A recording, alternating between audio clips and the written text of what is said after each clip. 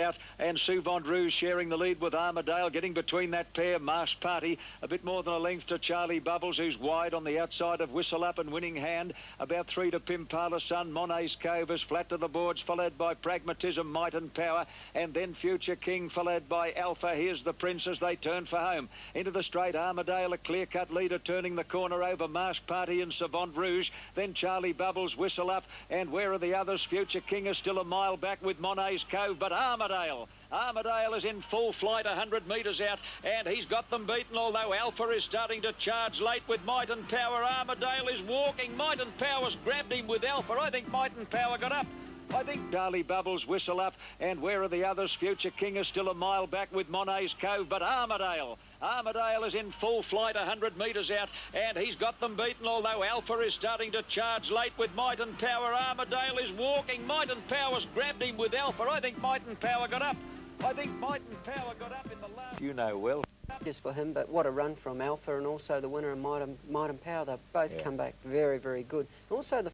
Well, Might and Power put up, I would say, one of the better performances on the day. I don't think he was expected to win over 1,200 metres, certainly at the tempo of the race and the quality of the race, but this is a top-class racehorse. Of course, those who have backed and I would say Might and Power's earned himself at least another kilo on the cups due to yesterday's performance. And what about Alpha Max, back from a tendon problem, giving Might and Power 6 kilos yesterday? What a run. The run of the day. Now, Alpha, well, he's a serious racehorse, Alpha. And Bill for the Spring Champion Stakes, but it's all quality. And this race... There's a few tote changes. Number 1, Tie the Knot, is out to $2.10, getting closer to his bookie's price. El Mirada at $2.70. 20 Dan. Brave Prince at $7. $11 for Spying, the stableman. Place on the outside of Spying. 2.5 to El Mirada, who's got Tie the Knot in the pocket at the moment. Brave Prince about to stride up 3 deep, and a length away Pescadero tacking on, and they're bunching up as they come to the 600 metres mark. Mighty McCool about a half length to Prince Standarn. Spying is third on the inside of South Bend, who's had a perfect run. Brave Prince 3 deep as they come to the corner, and then El Mirada. Tie the Knot on the fence, only 5 lengths off the lead, and last of all Pescadero as they turn into the straight. Prince Standarn is just about level with Mighty McCool. South Bend is joining in 3 deep. Brave Prince further out. Tie the Knot is behind a wall of horses, and El Mirada to the extreme outside, taking a while to get going. Brave Prince hit the front.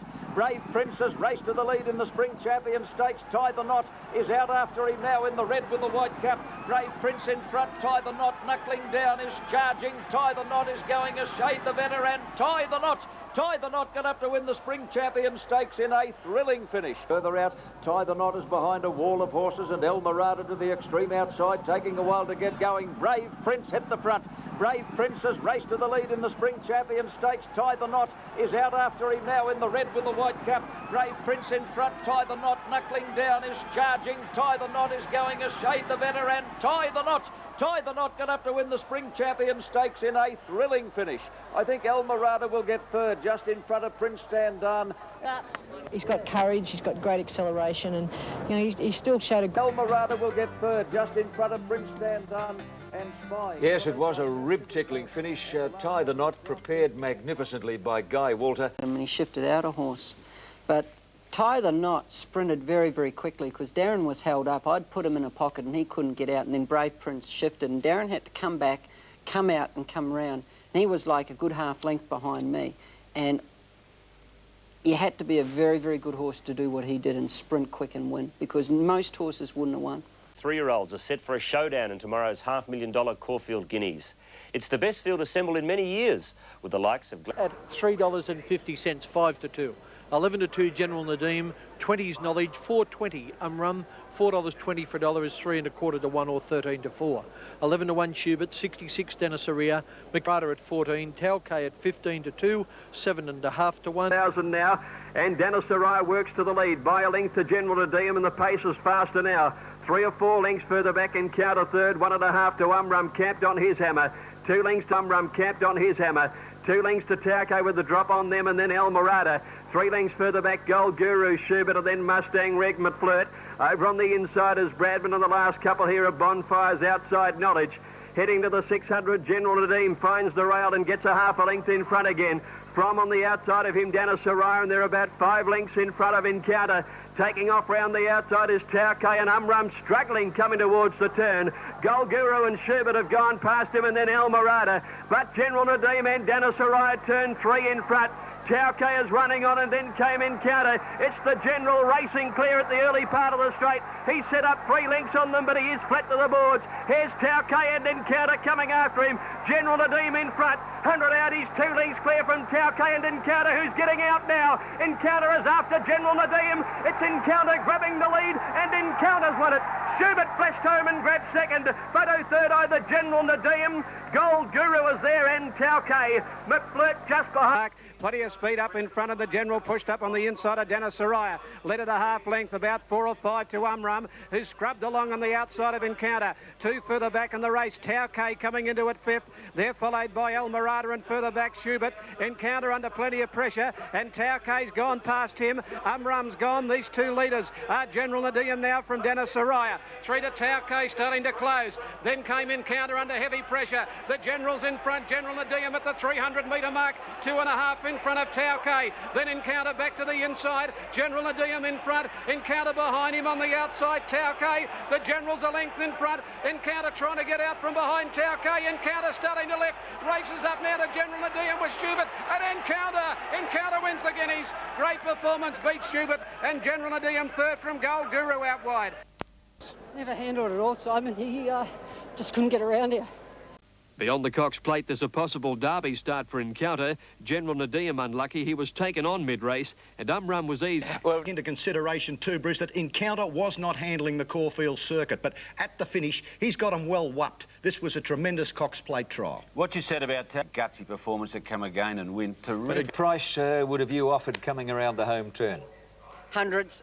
Well, actually, around the home turn, I got a bit keen on him. I thought he could win it. At the 700 metres, I gave him no hope in the world of winning because he got on the wrong leg and wanted to run off. And Spartacus is not the favourite, if you can believe that.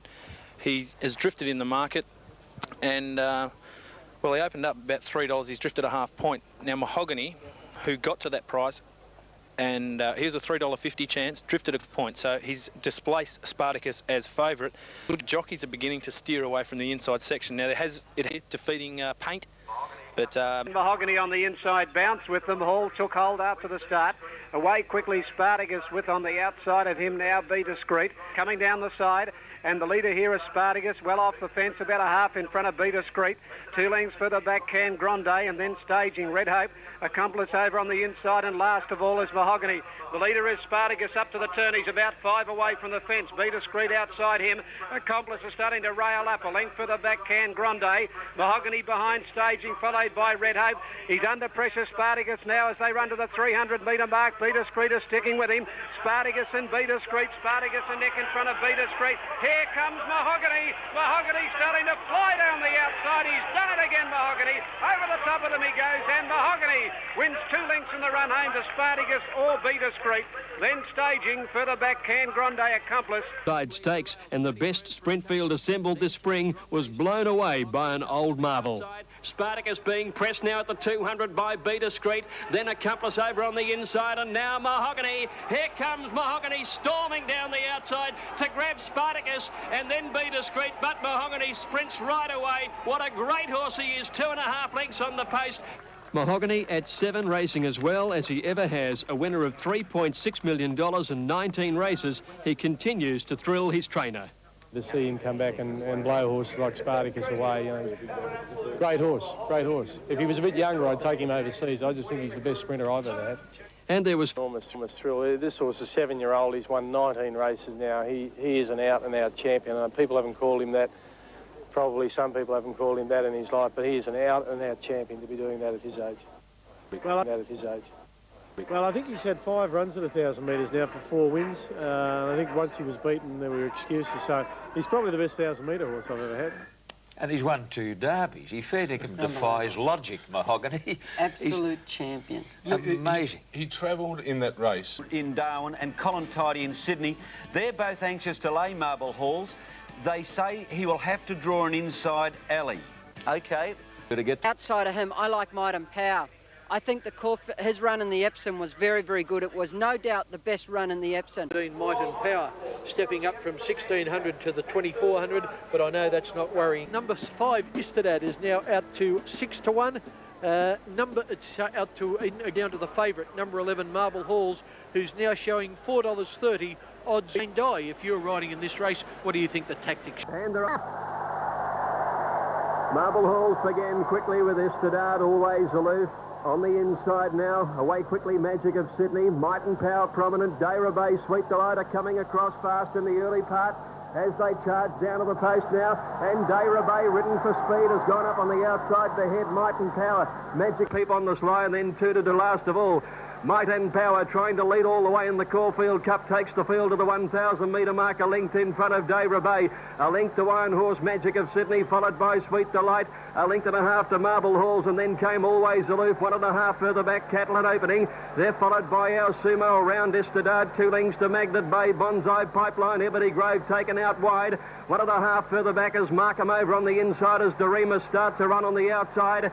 They're being followed well back in the field by Peep on the Sly and Count Chivas and Skybow, one of the last. Might and Power still has the lead coming to the turn. Might and Power still has the lead coming to the turn at the 500. A length in front of Dayra Bay. Always Aloof is called on for the run on the outside. Marble Halls has nowhere to go back on the rails. Round the turn now, and Might and Power shot about 2.5 in front. Always Aloof chasing hard, and then came Ebony Grove coming down the outside. Might and Power well clear at the 200 metre mark. He's gone out by 4 lengths. It looks all over. Marble Halls is running on the inside, followed by Istedad, and now Dorema's coming home, but Might and Power has gapped them in the Caulfield Cup. What a win. He's won it by 7 lengths. Dorema's the second, Photo third, either Markham or more Cattle and Opening. Close go there, clear off Istedad, and then Marble Halls. In behind those was Ebony Grove, and they went. It's a stunning victory, and all the way win. He made them look second rate. It's been all Might and Power. Magic of Sydney, Marble Halls blocked away on the inside as they straighten up. Might and Power is the leader. He's well clear. Might and Power got away 3 or 4 lengths in advance of Always Aloof and Ebony Grove coming down the outside. Then Iron Horse and Marble Horse from a long way back, but Might and Power well clear. 150 metres left to go. He's 6 lengths ahead. Marble Horse along the inside. Istedad in the clear. Dorema's down the outside, finishing on strongly, but Might and Power has bolted in with the Caulfield Cup. He wins by 8 lengths. Dorema's second. Good go for third. Cattle at Opening will Markham. They're followed by Istedad. Further back. Might and Power, a mile in front of the 200 metre mark, 5 lengths in front. They haven't got a hope of catching Might and Power. Jimmy Cassidy has exploded away with the Caulfield Cup. He's 8 in front. Dorema's from a mile back, but Might and Power wins 6 or 7 lengths. Even Denham showed some emotion as Might and Power crossed the line in record time. The 7.5 length margin, the greatest in Caulfield Cup history. But old Jack still wasn't. And Jimmy told me back in March when he won 2 restricted class races, he would win the Caulfield Cup. That's how he tipped it then. Go and enjoy it. And well. Horse Might and Power, he's by Zabeel, the sire of Octagonal. He was bought as a... The bare statistics here were amazing. Might and Power's official margin of 7.5 lengths was the largest in Caulfield Cup history.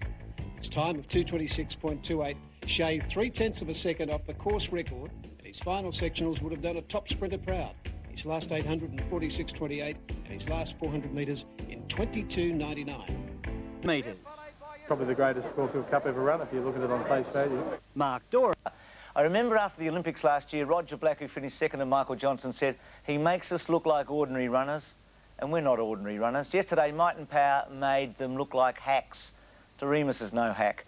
James, and Keith and Max, because you did tip it, and well done. It's hard to tip a winner of a Caulfield Cup, and you both went for him. Good on you. This Caulfield Cup this morning was described by Lee Friedman, who had 4 runners in the race, as the greatest Caulfield Cup ever run. It certainly was in the past 40 years, at least. Who could disagree with him, Keith? It was a magnificent performance. It was a world-class performance, and I just wonder whether we'll ever see anything like that again, certainly not in a Caulfield Cup. And as we speak, and well, they're engraving the Melbourne Cup this morning as we speak, and on it they're engraving Might and Power. Gee, that is a big rap. Everyone, first time yet, you ran the last 600 metres in 34.5, which was faster than the last 600 metres of the Scalacci Sprint. Martin Power's on the trophy. He's going to have to run. Scratch it off. Quickly scratch it off. I witnessed something. Scratch it off. I witnessed something very, very special yesterday, and it'll be great to take that with me the rest of my life. That was unbelievable. What he did to that field yesterday, maybe we'll never see again. That win was like Hariba's down the straight that day when he ran, you know, world record time, and he was just amazing. And it was very similar. And you only get this type of win once every 4 or 5 years. The Cox Plate favourite Falante will attempt to make amends for finishing second to Saintly in the race last year. And into 15 to 8, 290 at the moment on Super Tab. He might firm just a little bit more. Juggler is an 8 to 1 chance, getting out towards 9 to 1. Childs, a former Kiwi, at odds of 7 to 2. Tarn Per Lane, you just heard from Gavin Eads. Tarn Per Lane is getting out from Dane Ripper at 16 to 1. Encounter about 6:30 between 5 to 1 and 11. Jimmy Cassidy. Racing. Great start, Tarn Per Lane, and Encounter on the outside, bounded away brilliantly. Tarn Per Lane in front from Falante inside him, and on the outside, Encounter down to the winning post. Then on the inside, down to the winning post. Then on the inside is Alpha outside at Dane Ripper. They haven't gone hard as they go to the 11.50 in the Cox Plate, and the leader is Tarn Per Lane. 2 lengths Falante, 1.5 further back Encounter. 2 to Alpha running fourth, a half Dane Ripper fifth. Then Juggler on the outside of it, Viali, and the last two, Schubert, the first one to make a move. He's taking off from the back now, Schubert at the 900 metre mark. Moss Downs is last of all. The leader is Tarn Per Lane at the 800. 3/4 in front, he's well off the fence. Outside in Falante, a length further back Encounter. Schubert going up on the outside, followed by Alpha and Dane Ripper as Falante pulls his way to the lead. Falante went to the front from Encounter and Schubert. Tarn Per Lane under pressure. Alpha goes back to the inside. It's right on at the 600 metre mark. Falante, Schubert and Encounter. Back on the inside, Alpha tried to squeeze through. Then Dane Ripper followed by Viali. It's Falante fighting back a neck in front of Encounter and Schubert when they turn. Behind them, Dane Ripper, then Alpha, and further out Viali. Falante the leader on the turn, a neck in front. On the outside, Encounter followed down the outside by Viali, and Dane Ripper back to the rail. Falante the leader, Dane Ripper getting up on the inside. Dane Ripper the mare, a boil over in the Cox Plate. Dane Ripper wins nearly a length on the line. 2 Falante, third in the photo is Viali. Encounter was squeezed up by Falante in the straight, then wider out Moss Downs. They're followed by Schubert, a gap into Alpha. They're followed by Jug. They've raced up to join Falante. Falante, Encounter and Schubert come around the turn together. Alpha is flat to the boards. Dane Ripper running a bit of a race, followed by Viali. Into the straight, Falante with the inside runnings a half length on Encounter. Will the 10 kilogram pull in the weights make the difference? Falante just in front, Encounter trying to get to him. Dane Ripper getting the rails run. Further out is Viali. It's Dane Ripper, the bolter, the despised outsider. Dane Ripper got right along the fence and came away to win the BMW Cox Plate in a boil over. Falante has run second. Encounter might just get third. W Cox Plate, and Bart Cummings is a genius. Bart Cummings. Dane Ripper. Yeah, it was a great thrill to win the fillies. He's worked very well here. I was very pleased for the owners because... As I sort of anticipated a little bit, I thought the favourites might get a bit anxious and take each other on. So I let them go and sat on them. And I was just bolting come to the turn. And the run appeared on the inside and I ducked back there and it was awesome. Awesome. And it's the way it worked out. You know, you wouldn't have dreamt you'd be climbing all over Falante and Encounter coming to the turn, but I couldn't wait to get out from behind him. And the Stradbroke winner started a drifting 40 to 1. Falante second in the race for the second time. There'll be more on... The mare, she created a bit of history again yesterday, but she won the Stradbroke as a 3-year-old filly, and she's won the Cox Plate as a 4-year-old mare. This might be something special. We might be underestimating Dane Ripper. I think it was a fluke yesterday. Gee, I don't know about that, Keith. This is probably his greatest training feat. This mare had never raced in Victoria, she'd never raced at the distance, and she'd never raced at weight for age. How could she win? Behind the barrier for the Moir Stakes, the speed test. Here are the prices. Remember, this is 1,000 metres. Ken Grande, Beavy, 20 to 1. Spartacus, 230 on the tote, round about 5 to 4, touch better. 14 Aussie Cozzy, 10 Al Mansour. Telke showing at $5 now, out to 4 to 1. The Moir Stakes could be one of the fastest races ever seen here today. There's a lot of pace. It helps. Came away in a perfect line, and first out is the Little Grey. Aussie Cozzy straight to the lead, but Centivi on the outside's going to keep her bobbing. In fact, Centivi will lead Aussie Cozzy. Be Discreet is scrubbed along, followed by Paddington End. Over on the rails, Tau K run off his feet early, followed by Suit and Al Mansour. Centivi is the leader, 500 metres out, a little more than 2 lengths to Aussie Cozzy. Spartacus in third place, followed by Be Discreet. Tau K starting to work into the races, switching around Be Discreet, followed by Can Grande. Al Mansour saving ground close to the rail. Into the straight, Centivi the leader over Aussie Cozzy. Be Discreet is trying to get out of a pocket. Further out is Spartacus, who might be struggling, and Al Mansour's the one in the yellow colours. He's flying. Look at him go. Al Mansour swept to the lead close to home, and there's a brilliant win in the Moir. Al Mansour came away to win. Spartacus second, Aussie Cozzy third. A great little mare. Al Mansour saving ground close to the rail. Into the straight, Centivi the leader over Aussie Cozzy. Be Discreet is trying to get out of a pocket. Further out is Spartacus, who might be struggling, and Al Mansour's the one in the yellow colours. He's flying. Look at him go. Al Mansour swept to the lead close to home, and there's a brilliant win in the Moir. Al Mansour came away to win. Spartacus second, Aussie Cozzy third. A great little mare. And that made it 5 straight for Al Mansour, and the promise of plenty more to come. He broke the course record. Next is the trainer of Pragmatism in the Waterford Crystal Mile. Pragmatism money for King Ivor. Mark Broadford's joined me now. Mark's just going to tell you what he saw in the mounting yard. Mark, firstly, the favourite King Ivor. How did he present? He presented as his looks were, John. That massive horse of John Hawkes' Holy Roller. He looks like a giraffe nearly. Yeah, I just had a little jib at Darren. It's Brackenbury. They're followed by right off the track, Hero Wind around Ravada. Further back then came Monaco Sir Boom. King Ivor's had no luck in the run. He shuffled back to last with Mighty Way and taking off his Holy Roller. Miss Tesla got a length and a half in front now from Dorsal on the outside, Brackenbury. And here's Holy Roller putting in a run right up on the bank, out deep on the track. King Ivor's back third last on the turn. Holy Roller is striding up on the outside to claim Miss Tesla when they turn. And this big elephant of a horse, Holy Roller, hit the front. Look at him, he's 18 hands high and he's stretching away from Miss Tesla. Mighty Way running on. King Ivor in the clear when it's all over. But Holy Roller wins 3 or 4 lengths. Second, Miss Tesla, I think Mighty Way grabbed third, a nose in front of King Ivor, which had no luck. Holy Roller, the biggest horse in training in Australia.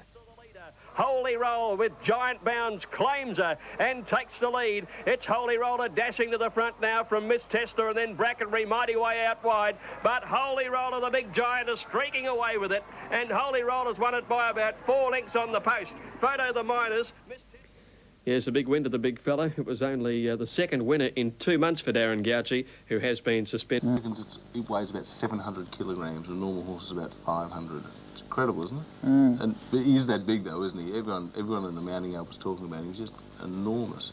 That are behind us this morning. Doremus, Marble Halls, and Always Aloof. Have to go Doremus. Okay, and if it rains, you'll probably be favourite. But having said that, I think we're all kidding ourselves. If this wasn't the Melbourne Cup, the current favourite would be 2's On. 2's On, Might and Power. Well, he's won a Caulfield Cup by 7.5 lengths, broke the course record. Well, do you think Doremus would run favourite if it was wet, or do you think Might and Power now will retain favouritism whatever happens? Oh, no doubt Might and Power will start favourite.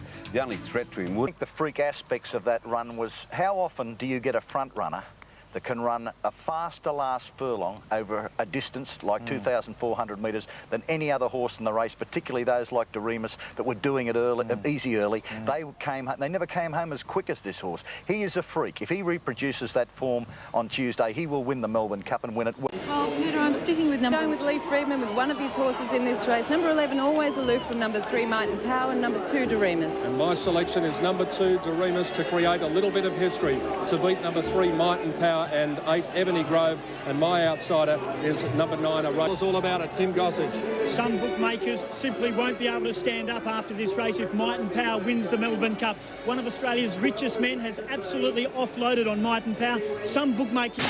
Away they go. The gates have crashed back and the big one is underway. Ebony Grove immediately snagged back to the tail of the field with Count Shivers. Might and Power, one of the best to jump away with Marble Halls, Magnet Bay, Crying Game. Gillis at the tail of the field. They've got 1,200 left to travel. And Might and Power is the leader. He's 3/4 of a length in front of Crying Game. 2 lengths away, third was Linesman. He's going up on the outside of Marble Halls. Just behind those was Court of Honour. Then came Viali, a length further back than a Harbour Jews. Over on the inside was Markham going forward. Yobro got to about 5th. Markham in between runners. Off the track was Sapio. Over on the inside, Grand Master as they start to bunch up behind the leaders. It's Might and Power now being tackled by Linesman. A length and a half away, Yobro on the outside of Marble Halls now being called on. Around the outside, Sunny Lane, Sapio, and further back, Arabian Story. Linesman, he's putting the pressure on the turn. It's Might and Power, the inside end. Linesman together as they straighten up in the Foster's Melbourne Cup of 1997. And Might and Power, he got away again, the fave. He's a length in front. Linesman won't lay down. Grand Master runs on, and here's DeRemus. DeRemus with a run. Then came Markham and Sapio. Might and Power, the leader. 250 to go. DeRemus is after him. Might and Power led a length and a half to DeRemus. Then Linesman. Might and Power, the leader. DeRemus is coming at him. DeRemus after Might and Power. Might and Power and DeRemus, they hit it. Oh, it's close. DeRemus lunged. DeRemus lunged on the outside. Can he have done it a second time? It's a photo in the Melbourne Cup. DeRemus and Might and Power. Close up behind them, Linesman with Harbour Dews and Markham.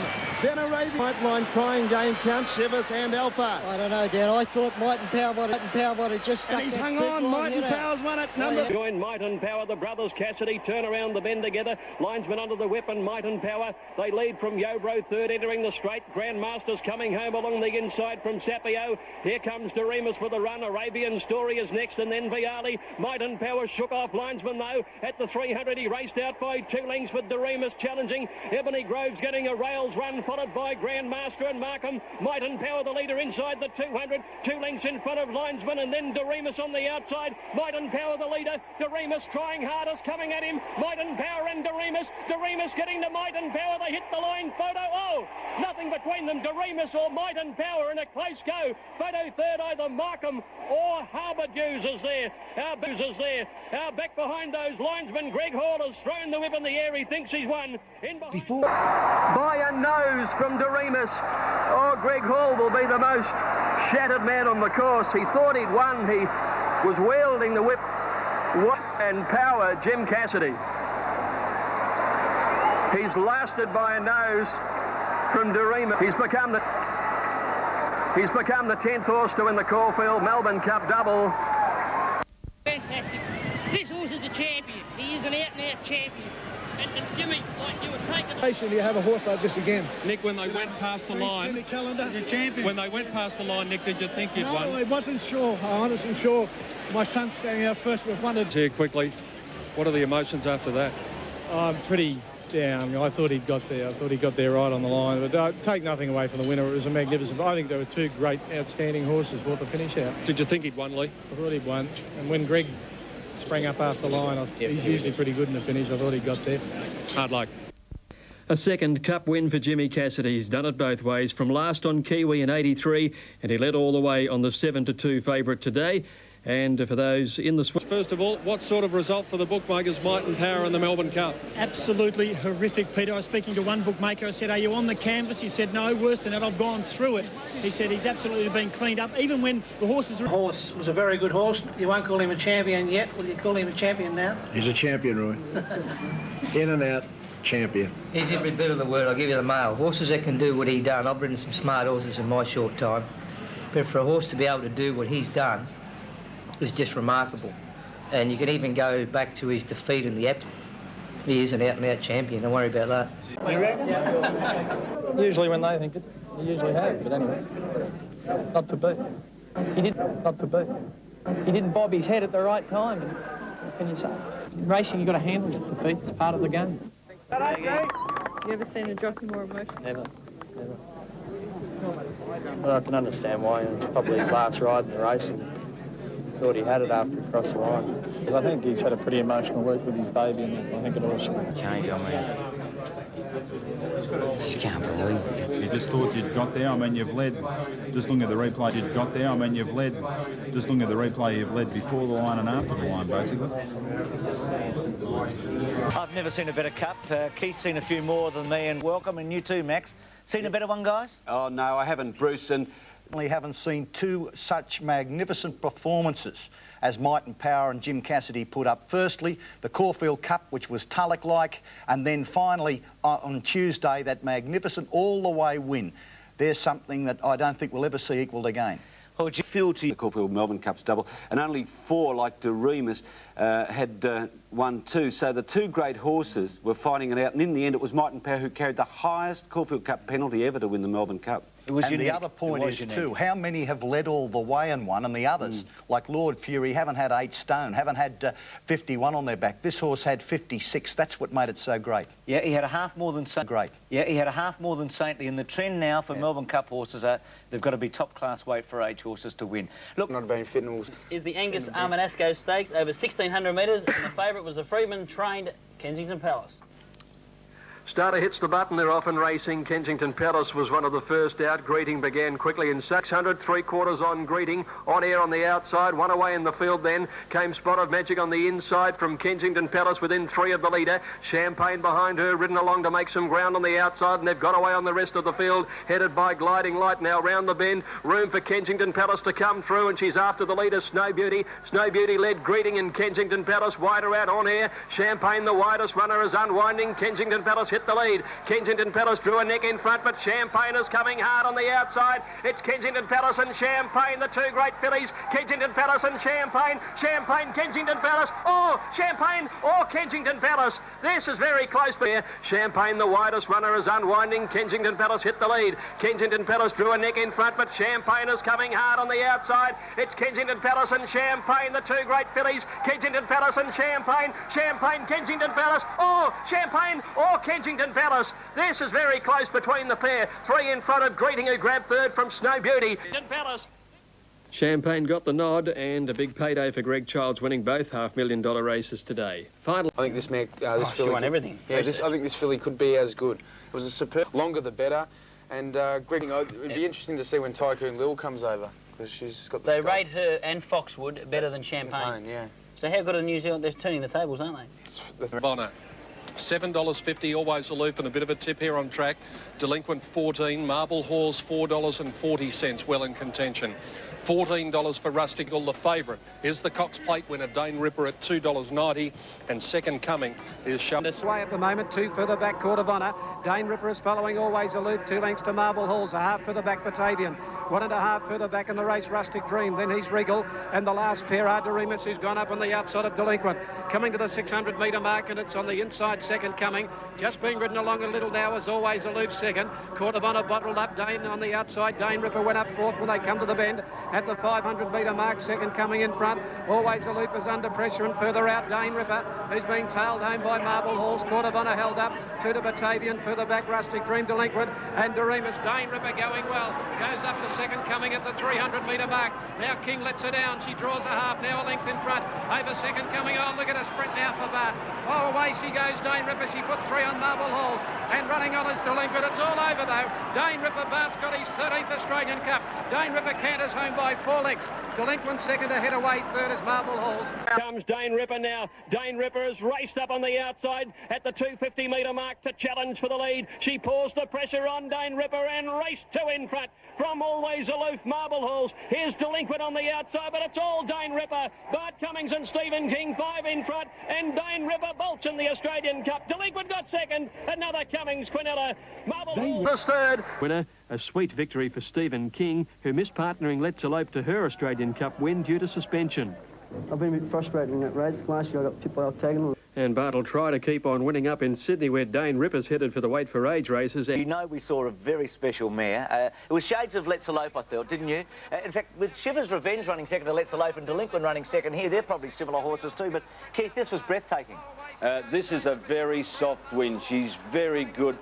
The opposition's not strong, Bruce. Handicappers run second, Delinquent, but that was the softest win. The margin could have been 6 lengths. With the Group 1 Canterbury Guineas, it's the first leg of Sydney's 3-year-old Triple Crown, and hoping to spoil the locals party is the filly from across the Tasman, Tycoon Lil. On the fence, followed by Irish Air, and then Making Fay and Brave Prince. Well back is South Bend, Dies hard at work on Tie the Knot as they come to the turn, followed by Simone, and then Pursuits and Pleasure Giver last as they come around the corner, where Tycoon Lil is giving a great sight. Tycoon Lil is well clear, straightening up over Adam. conspicuously in third place, followed by Irish Air. Brave Prince, Tie the Knot is 100 to 1. Inside the 200 mark, and Tycoon Lil has exploded away. Tycoon Lil put about 4 lengths on Tricove, getting up on the fence, followed by conspicuously and Brave Prince, but Tycoon Lil, she's going to bolt in. Tycoon Lil, it's another Tidal Light, wins the Guineas by 5 or 6 lengths. Third place, followed by Irish Air. Brave Prince, Tie the Knot is 100 to 1. Inside the 200 mark, and Tycoon Lil has exploded away. Tycoon Lil put about 4 lengths on Tricove, getting up on the fence, followed by conspicuously and Brave Prince, but Tycoon Lil, she's going to bolt in. Tycoon Lil, it's another Tidal Light, wins the Guineas by 5 or 6 lengths to Tricove and Brave Prince. Tap of a good one of the past, but Look at Tie the Knot, definitely disappointing, but as Shane Dye pointed out, Tie the Knot still run home in about 34. He can't do much better than that. The pattern of the race did suit the winner, but regardless of patterns, she would be too good for those colts and geldings, but I just don't know whether Gold Guru is better than they are. Will be competitive. Tomorrow's $1 million Moonee Valley Oaks is the culmination of Melbourne's successful autumn carnival. Palace is even money favourite. Champagne's a 2 to 1 chance. She's the second favourite with punters. Gliding Lights 12 to 1. Spot of Magic out by 6 lengths. La Volta 2 lengths to Champagne. A length and a half to Gliding Light on the inside. Then Snow Beauty. Kensington Palace Hall still hasn't gone on her. Followed by Welcome Aboard, Protege and Lahar when they came past the 600. And Spot of Magic only 3 lengths. La Volta and Champagne called on for the run. 2 lengths Gliding Light and 2 lengths away Kensington Palace. Now she's asked to go and she's starting to hit top gear. Spot of Magic only a length in front. Champagne's claiming her quickly with La Volta. And 3 lengths back then came Kensington Palace and Gliding Light. Champagne took the lead on the home turn and dashed a length in front of Spot of Magic and La Volta. Kensington Palace coming down the outside. Champagne with a good lead. She's more than 2 lengths in front of Kensington Palace and La Volta. Champagne in front. Kensington Palace is flashing home when it's all over. Too late, I think. I reckon Champagne knows Kensington Palace. Champagne took the lead on the home turn and dashed a length in front of Spot of Magic and La Volta. Kensington Palace coming down the outside. Champagne with a good lead. She's more than 2 lengths in front of Kensington Palace and La Volta. Champagne in front. Kensington Palace is flashing home when it's all over. Too late, I think. I reckon Champagne knows Kensington Palace. Photo third, La Volta or Gliding Light. A long way in front of Spot of Palace. It was, in fact, a dead heat, fitting perhaps between these two outstanding fillies. The clashes await in Sydney as both Champagne and Kensington Palace head north for the AJC Oaks and Darwin. The best fillies and mares in the land are contesting the Group 1 Coolmore Classic. The early... 590, Blue Storm 1080, Amber 4880, Stonyfell Road. Have a look at these tote prices. Number 1 Will Fly from Melbourne is showing at $13 at the moment. Rose of Danehill, 90, 16.30 for Shindig. Greeting at 23.90. Camino Rose 29.60. Led by Camino Rose, Will Fly, staging 3 deep. At the head of the others came On Air, followed by Sabile, Stella Cadente 3 deep. A gap to only a lady, Stonyfell Road's never been on the track, followed by Greeting and Prairie, and Shindig is last. Inside the 600 mark, Dantalar the leader in a fast run. Coolmore only ahead to Amber. Rose of Danehill is perched on the fence third, followed by Arletty. Blue Storm 3 and 4 deep. Cop the Little Trouble on the corner. Further back is On Air getting a run up on the rail, and then Camino Rose, followed by Staging and Will Fly. In the straight 300 out, Dantalar and Amber fighting it out. Rose of Danehill into the clear. Arletty is running on, and here's Camino Rose getting the split in the centre, and she went through like a jackrabbit. Camino Rose hit the lead. Here come the swoopers, Stella Cadente and Shindig at 100 miles an hour. She's come from near last and blows them away. Shindig wins the Coolmore from either Camino Rose or Stella Cadente, and then On Prairie, and Shindig is last. Inside the 600 mark, Dan back is On Air getting a run up on the rail, and then Camino Rose followed by Staging and Will Fly. In the straight 300 out, Dantalar and Amber fighting it out. Rose of Danehill into the clear. Arletty is running on, and here's Camino Rose getting the split in the centre, and she went through like a jackrabbit. Camino Rose hit the lead. Here come the swoopers, Stella Cadente and Shindig at 100 miles an hour. She's come from near last and blows them away. Shindig wins the Coolmore from either Camino Rose or Stella Cadente, and then On Air followed by Blue Storm, Staging, Greeting. Ranks young Lenny Beasley. Shindig has paid $17.10.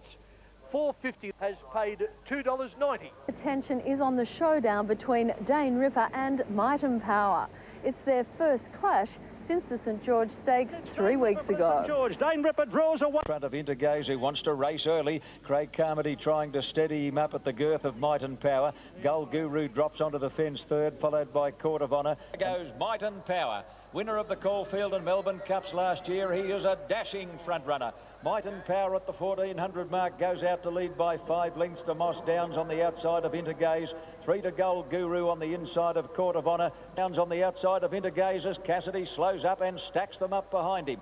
Court of Honour running 4th, followed by Gold Guru, and then Dane Ripper, followed by Delinquent and Vitronite last. 12 off the lead, and Jimmy's off again on Might and Power. Stop-start tactics. We haven't seen a ride like this for years in a weight for age race. Might and Power by a length and a half to Moss Downs, 2 to Intergaze, 2.5 to Court of Honour, followed by Gold Guru, Dane Ripper, and then Delinquent and Vitronite. Now the Kiwi Moss Downs is throwing down the gauntlet to Might and Power. They're level pegging as they come to the turn. 2 lengths away, flat to the boards, Intergaze. Gold Guru is also hard at it. And then Court of Honour, followed by Delinquent, Dane Ripper, 5 deep on the turn. Vitronite last into the straight. Around the corner, Moss Downs takes a narrow lead from Might and Power. A length away, Intergaze running on. Gold Guru pulled to the outside. York is looking for a passage on Delinquent as they come down to the 200. Might and Power fighting back, got his head in front again. On the outside is Gold Guru. Delinquent blocked for a run.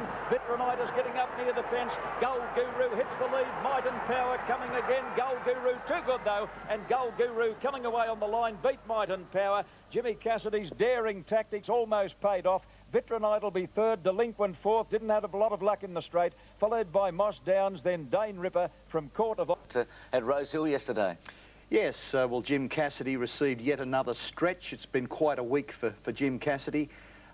Friction between him and Jack Denham, and I think a holiday bit of fishing would do Jim the world of good. New Zealanders will also figure heavily in the Rosehill Guineas, the second leg of Sydney's 3-year-old Triple Crown. There are 3 lining up: Zonda, Second Coming, and the smart filly Tycoon Lil, well deserved of her early favouritism. Either not during the week with blinkers on. He's not having them today, but he'll run very, very well with a faster pace and not such a sprint home. I'm sure she can be beat. At race. Number 1, Zonda, is at $5.30. Number 2, Tie the Knot at $6.90. Number 3, Tycoon Lil, the hot favourite at $2.10. Simon A. Off and running in the Guineas, came away in a pretty good line. Brave Prince of neck back Simone, a length to Tie the Knot, followed by Tri-Cove, and the last couple of Zonda and Pursuits. Past the 800 mark, and it's Tycoon Lil the leader by a length to Irish Air. Second Coming is 3rd. Brave Prince 4th on the outside, and then Simone, followed by Tie the Knot. Zonda now coming out 3 deep, but is under heavy pressure. He'll have to get moving from there, followed by Tri-Cove and Pursuits as they come around the corner where it's Tycoon Lil, and Cooksley's got a lapful of horse.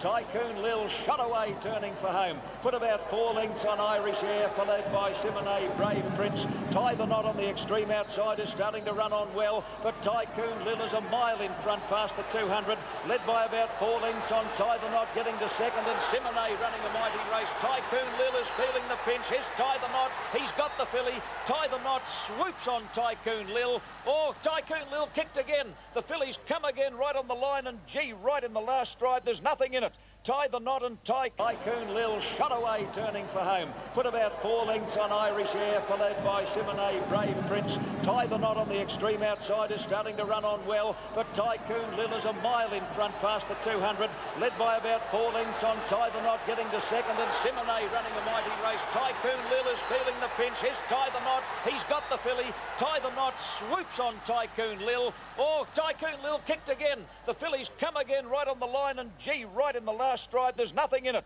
Tie the Knot and Tycoon Lil. Simone has run a mighty race at Long Coming as weekend to run last in the Daily Telegraph Rosehill Guineas. Guide. There's nowhere in that you can find how one horse, Tie the Knot, can improve about 7 lengths and beat beautiful. Let's see him. That's not worth overacting. Can I say one thing? You've had a lot of free lunch in front in the Canterbury Guineas. Di did state that under those circumstances, Tie the Knot could not get into the race. It was also known that Tie the Knot, Tycoon Lil was going to do it much harder yesterday. All of those factors, well, Keith could well argue and show us the form guide that Tie the Knot improved roughly 7 lengths. Well, point out too that the filly went into the Canterbury Guineas a hard, fit, seasoned filly. Our 3-year-olds were underdone. I'm not saying racing on protest. York was suspended, fined $1,000, but I think Brian York might have been fined far more severely if he doesn't lodge a successful appeal because Brian York was the forerunner to get the ride on Might and Power in the Mercedes next Saturday. When Octagonal won the Mercedes Classic. There's no Big O in the $1 million race this year, but there is Might and Power and the smart 3-year-old from Adelaide, Gold Guru, who can... I think the 2,400 metres will suit him. Right, Doremus at 13.30. Might and Power eased a little, about 11 to 8 on the tote at $1.70. 4.30 for Gold Guru and Firming. And Remus, 1,000 metres out in the Mercedes Classic, and York again quickens up on Might and Power. He leads by a length and a half to Always Aloof in third place. Gold Guru, Vitronite nearly a length away, one off the fence, followed by Moss Downs, a neck away Delinquent, and 2 lengths away last Doremus. There's been no change in the order. Might and Power's now putting the acid on them. He leads by 2 lengths to Always Aloof, who's given a cut with the whip. Dye's hard at work on Gold Guru. Larry Cassidy's hard at work on Vitronite as they come to the turn. Might and Power's in full flight on the corner. He led by a length and a half to Gold Guru, getting to second, but under desperate riding. Might and Power kicked away. Might and Power 2 lengths on Gold Guru, desperately ridden. Moss Downs is running on gamely, but Might and Power coming to the 200, raced away, put about 4 lengths on Gold Guru. He is going to give them a galloping exhibition. The champ is back, the Moratus Marvel. Might and Power racing away. Good on you, son. Might and Power bolted in. Gold Guru second, about 6 lengths away. A close riding Might and Power kicked away. Might and Power 2 lengths on Gold Guru, desperately ridden. Moss Downs is running on gamely, but Might and Power coming to the 200, raced away, put about 4 lengths on Gold Guru. He is going to give them a galloping exhibition. The champ is back, the Moratus Marvel. Might and Power racing away. Good on you, son. Might and Power bolted in. Gold Guru second, about 6 lengths away. A close third, Doremus, a great run, followed by Vitronite. Moss Downs. Might and Power was just far too good. 5 Might and Power, $1.70 and $1.40. 6 Gold Guru, $1.80. And no... The horse, when he straightened up and you're able to kick 4 lengths in front. Oh, what a horse, mate. He's just awesome. He's just so strong. I mean, he gets away from me. He gives them no hope. The very... How in the hell are they going to beat him in the Queen Elizabeth Stakes at Randwick? Darren Beadman, I don't know how. I don't know how. It'll be just a walkover. You know, this horse has won a Caulfield Cup, Melbourne Cup, and you know, in this race today, they're the 3 major staying events of Australia. So, you know, better than that. Keith, we know who's going to be Horse of the Year after yesterday. No argument. Might and Power. That was his first weight for age win yesterday, Bruce. So he's got the whole scope now. Well, in your terms, he's special, Bruce. You actually, he was as good as saintly and Octagonal yesterday. He once had to do a story trying to find out the true meaning of the word champion. And Arthur Ward, the old jockey, came up with the best description. He said a champion racehorse is one that not only beats other good horses, but donkey licks them. And that's what we saw with Might and Power yesterday. The tote, it's $2.40 for Doremus. Chief Contender, $30.40. Delinquent, $8.80. $4.70 for Tie the Knot. Praise Indeed at $12. Josh Sticks at $4.70. Yet to race beyond 24. You don't really know till you try them, as you know. We hope he can. He's very relaxed. He's by Nasabor. Suggests he can. Big one, the Swift Sydney Cup. Off on Chief Contender, and he's off on Big Opera. Big Opera taking off 3 wide now, and they're sprinting to the crossing at the 800. 2 lengths away, Josh Sticks, and then Delinquent, followed by Doremus, waiting to go. Tie the Knot is next, about 7 off the lead, followed by Zamigo, losing ground, and then Nazarich and Praise Indeed is back at the tail as they come to the 600 metres mark, and Big Opera goes to the front. One of the despised outsiders. Big Opera clear coming to the turn. Josh Sticks is cruising to second. Doremus about to go up on the outside of them, dropping off his Grand Escape, followed by Delinquent, and then Tie the Knot and Nazarich as they turn for home. Into the straight, Big Opera, Josh Sticks, and Doremus on the outside is ranging up quickly. Tie the Knot is right on the heels of the top weight as they come over the rise. Doremus a length on Tie the Knot with a massive pull in the weights, getting out after him now. Hall goes for the whip on Doremus, the lightly weighted. Tie the Knot is coming at him strongly. Doremus and Tie the Knot. Tie the Knot on the outside takes a narrow lead over Doremus as they get near home, and with a huge pull in the weights, Tie the Knot will fall in. Tie the Knot by a neck to Doremus, gallant in defeat. Praise Indeed third, and Doremus on the outside is ranging up quickly. Tie the Knot is right on the heels of the top weight as they come over the rise. Doremus a length on Tie the Knot with a massive pull in the weights, getting out after him now. Hall goes for the whip on. Doremus, the lightly weighted. Tie the Knot is coming at him strongly. Doremus and Tie the Knot. Tie the Knot on the outside takes a narrow lead over Doremus as they get near home, and with a huge pull in the weights, Tie the Knot will fall in. Tie the Knot by a neck to Doremus, gallant in defeat. Praise Indeed third, 8 lengths away, Josh Dix, followed by Delinquent. Great ride by Shane Dye, an excellent ride by Greg Hall. I think both horses had their chances. I just think the Rising Star was just a little bit too good for the old stager on the day. The best back runner in the race. Strong staying effort by the 3-year-old Tie the Knot to win at 11-4. He did have a pull of 8.5 kilos on Doremus. He run second on Doremus in such a great race in the Sydney Cup. I think in many ways you're pretty happy with the result. Yeah, his record, it's quite incredible. And he's got to be the modern day best 2-mile or best stayer. There's no doubt he has an incredible... He's up there. He's the 7th greatest earner we've ever had. I think he's a shade below Galilee in those horses, but he's up there. I mean, in his own time, he's as good a 2-miler as we've had, you know, for ages. Might and Power's probably a classier horse, but... Queen Elizabeth Stakes. Last year, the People's Horse Octagonal beaten by Intergaze, but Brian York confident no horse will spoil Might and Power's party.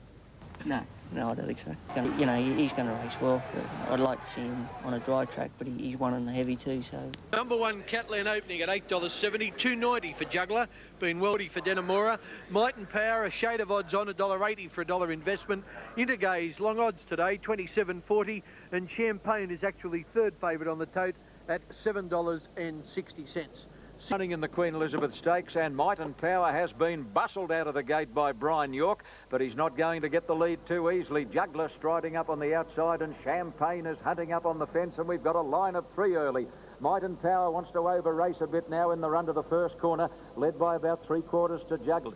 Going up to the top turn at the 1100 mark, Might and Power led. The pace is a cracker. He's 2.5 in front of Juggler, who won't let him get too far away. In third place, dropping off a bit now, Champagne. The pace is furious. Followed by Danamora, ahead away into Gaze, and 2 to Catalan opening as they swing around the top turn. Coming to the crossing at the 800, Might and Power by 2.5 to Juggler. Stephen King is keeping Might and Power well in his sights. 2 to Champagne, being niggled a bit by Greg Childs, followed by Intergaze, Danamora, and Catalan opening is now pushing between horses. He's had a lovely quiet run in the race so far. Coming to the 600 metres mark, Might and Power, 2.5 to Juggler. Champagne is still there. Catalan opening getting to 4th as they near the turn, and then Danamora. Intergaze is under heavy pressure at the tail of the field. Might and Power leads for home. Might and Power's about 6 off the fence, led by 4 lengths to Champagne, getting to second. Juggler's gone. Catalan opening running on gamely, but Might and Power is a mile in front coming to the 200. He's put 5 lengths on Champagne. He's breaking their hearts.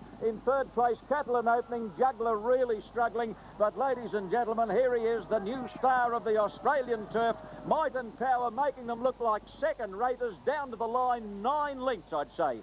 Champagne second, Catalan opening third, Juggler third, Juggler fourth, Danam. The 600 metres mark, Might and Power, 2.5 to Juggler. Champagne is still there. Catalan opening getting to 4th as they near the turn, and then Danamora. Intergaze is under heavy pressure at the tail of the field. Might and Power leads for home. Might and Power's about 6 off the fence, led by 4 lengths to Champagne, getting to second. Juggler's gone. Catalan opening running on gamely, but Might and Power is a mile in front coming to the 200. He's put 5 lengths on Champagne. He's breaking their hearts. In third place, Catalan opening, Juggler really struggling. But ladies and gentlemen, here he is, the new star of the Australian turf. Might and Power making them look like second raters down to the line, 9 lengths, I'd say. The margin here was 10.5 lengths, putting Might and Power into... Well, John Tapp said it all. He just blew them away. Look at him go. The further they went, the further he won by. Simon, he's a pretty good horse. Is he a good horse? Seriously, he just travelled the whole distance.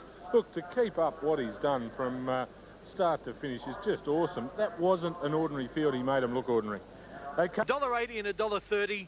Second was Champagne, $2.70. Half-length win on jockey Brian York, confident the Brilliant Bay had more in his tank. Oh, mate, he would have found another 2 or 3. Really? Yeah. A mighty Stayers trainer, Jack Denham, every reason to smile, but... Would you like to own a filly like Champagne? She's won $1 million, the first New Zealand filly to do that. Or a horse like Catalan Opening, who's maybe the best miler in Australia. Or Juggler, who's won $2 million. And Might and Power made them look like collectively radish, didn't he? And they're not radish, are they? They're not. They are far from radish. What did you think of his win yesterday? Well, he obviously made it a chase, not a race, Bruce. He's world class. He proved that in Melbourne. He's proved it again in Sydney. And I think wherever he goes, he's always going to be the horse to beat. Keith, I thought it would be in history. He's moved into the top 8 after yesterday. And Doremus still going, and Saintly hopefully will come back. But he's the one, I reckon, that might get to octagonal. I think he can. Can you get Yorkie off? Margin, the official margin of 10.5 lengths was the greatest since at that level since Vane in the Craven A back in the early 60s. Gee, that's a good comparison when he just blitzed them at Group 1. That's how how good is he, Jim? I think he's the best horse I've seen in Australia since Kingston Town, to be honest, Bruce. I believe that. Gee, that's a wrap, because we've had Better Loosen Up and, you know, Vogue Saintleys and octagonals. That Might and Power's performance was just the best performance I've ever seen, and undoubtedly is the best horse since Kingston Town. That's my statement. Yeah, he's a freak, Might and Power, isn't he, Mark? When I saw him win the Caulfield Cup like that, I was in shock for a week. Didn't think it had happened, so... And he's done that again to us on Saturday. So I'm sure we're going to get even bigger wins, and there's no doubt he's just the best horse I've seen. I didn't see Kingston Town in the flesh, but I have seen tapes of it. But this horse, I love our front runner. He just clicks up meters and ran very good time for a heavy track, 2:05. Juggler, and now he'll head to Brisbane. 2 races up there, the Hollandale Cup at the Gold Coast and the Doomben Cup. He'll win both of those. And the world's best stayer, Might and Power, has donkey-licked his rivals yet again, winning today's Group 2 Hollandale Cup in Queensland by 6 lengths. The winning margin would have been even greater had the Dual Cups winner not missed the start of the race. The hearts of racegoers, the 4-year-old was sent out at the unbackable odds of 8-1 on in his first Queensland appearance, and despite missing the start, quickly reeled in the field en route to another block-busting win. Summerbow on the outside is running home well, and then Vitaman, but it's all Might and Power. York had a peep over the shoulder. He didn't get out of the gates all that well. It took him a while to get to the front, but he's 6, 7, 8 in front of Summerbow. The crowd are going berserk here. Might and Power, he's careered away. He's down. He won by a big margin. In scenes reminiscent of 400 metres out, Might and Power, he's in full flight now, he's dashed away 5 lengths. Power, he's in full flight now, he's dashed away 5 lengths clear. In second berth, Quick Click, followed by Jazak, and then Vitaman and Summerbow on the outside. But look at this big horse go, 150 metres out. He's all might, he's all power. Might and Power romping away in the run to the line. Yorkie puts the brakes on in the run to the post. He's won by 6 lengths. It brings you to tears because you see an animal with the heart that the horse has got. He's just a trier and nothing else. All champions do, whether it be a footballer, a cricketer or whatever. Everybody in Australia was watching on Wednesday at the Gold Coast. He is a great horse, Might and Power.